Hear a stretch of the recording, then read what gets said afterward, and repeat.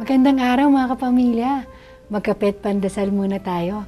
Ako si Risa Singson Kaupeng, Editor-in-Chief ng Kirigma Magazine. May isang nakakatuwang game show na hapon na talagang pinahalakhak ako. Ngayon, kinopya na ng Pinoy kaya't meron na rin tayong bersyon nito. Kailangan kang dumaan sa isang palapit na pader na may sari-saring hugis na butas. Kailangang sumunod ang katawan mo sa forma ng butas ng pader, kung hindi, matutulak ka nito sa tubig. Parang ganito sigurong ibig sabihin ni Kristo nang sinabi niyang kailangan tayong dumaan sa makipot na pintuan upang makapasok sa kanyang kaharian.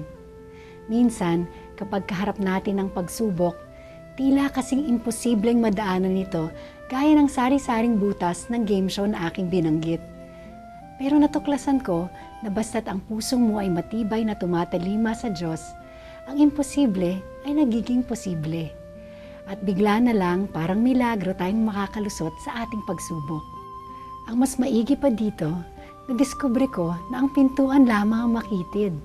Dahil pagkatapos nating daanan ng pagsubok, tila bumubukas ang yaman ng kaharian ng Diyos sa atin. Tayo manalangin. Jesus, bigyan mo ako ng grasyang kailangan ko upang pasukin ang mga makitid na pintuan ng inyong kaharian. Amen.